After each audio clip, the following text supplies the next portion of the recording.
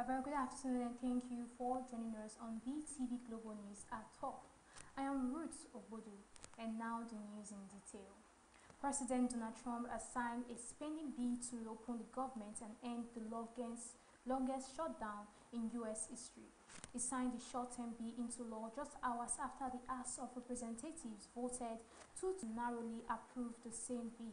BeeTv News after people were off so badly from the 43-day shutdown. Many government services have been suspended since October, and around 1.4 million federal employees have been on paid relief or working without pay.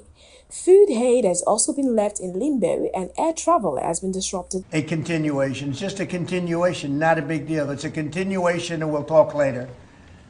Yet the extremists in the other party insisted on creating the longest government shutdown in American history. Derek Van Oden, a Wisconsin Republican, rode his motorcycle nearly 1,000 miles across the country to keep the government open until 30 January, when lawmakers will once again need to find a way to fund the government. Before he signed it into law, Trump repeatedly cast blame for the shutdown on the Democratic Party, and they did it purely for political reasons.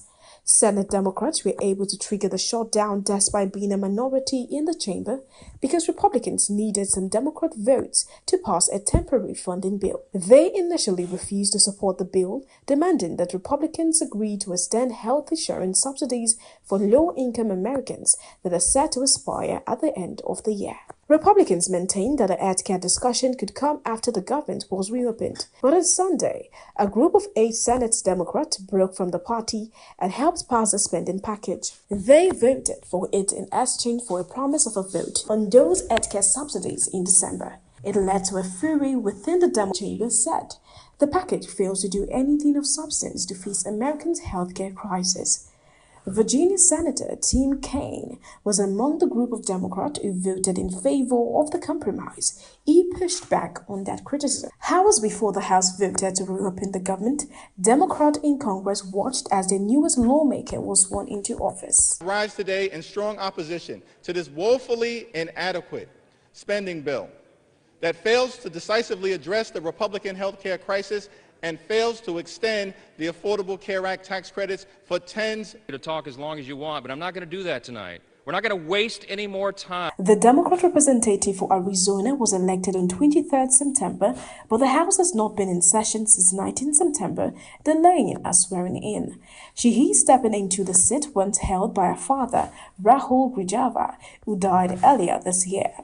Democrats immediately trapped their newest member to back a petition to force a vote on legislation requiring the release of files related to the late pedophile financier Jeffrey Epstein. The petition will need to sit for 7 legislative days before it can be called up for floor consideration, and then House leadership will be required to schedule a vote within 2 legislative days. House Speaker Mike Johnson surprised many on Wednesday and said he will schedule a vote for next week. The deal negotiated over the weekend extends funding for the federal government until January 30. It also includes full-year funding for the Department of Agriculture, as well as funding for military construction. A first-of-its-kind nuclear power station is to be built on Anglesey, bringing up to 3,000 jobs and billions of pounds of investments. The plants at Waifa on the Welsh Highlands northern coast could potentially hold up to 8.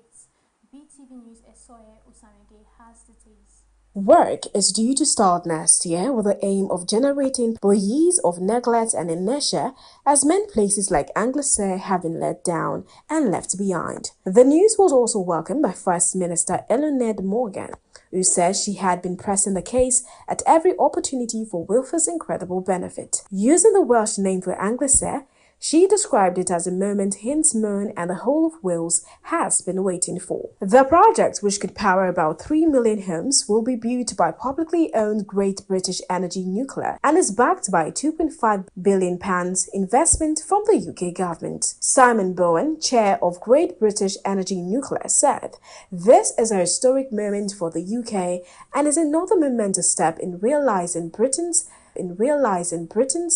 potential in leading the way on nuclear energy." The company's potential in leading the way on nuclear energy. The company has also been tasked with identifying potential sites for another large-scale nuclear power plant, similar to those being built at Hinkley Point in Somerset and Sizewell in Suffolk, which have the potential to power the equivalent of 6 million homes. It will report back by autumn 2026 and has been requested by Energy Secretary Ed Miliband to consider sites across the UK, including in Scotland, officials said. It is not clear whether the SMR plans, which are smaller and more straightforward to build, rule Wafa out from being considered after it was designated the preferred location in 2024 by the previous UK Conservative government. The decision to opt for smaller modular reactors at Wilfair was criticized by the US Ambassador Warren Stephens, who said he was extremely disappointed by the decision.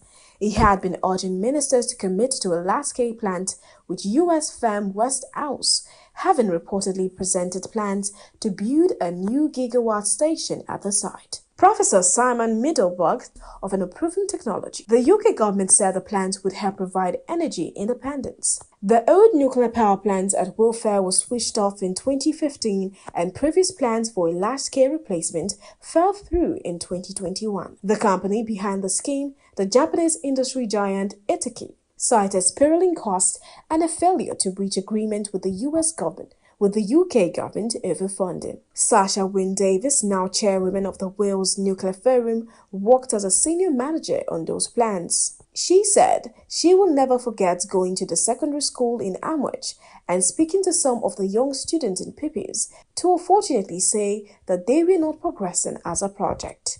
From the global scene, I am Soher Osemegi, reporting for BeeTv News.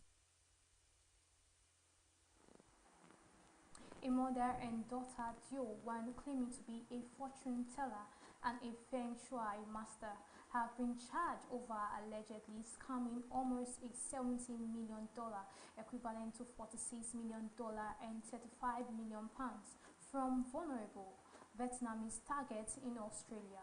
The mother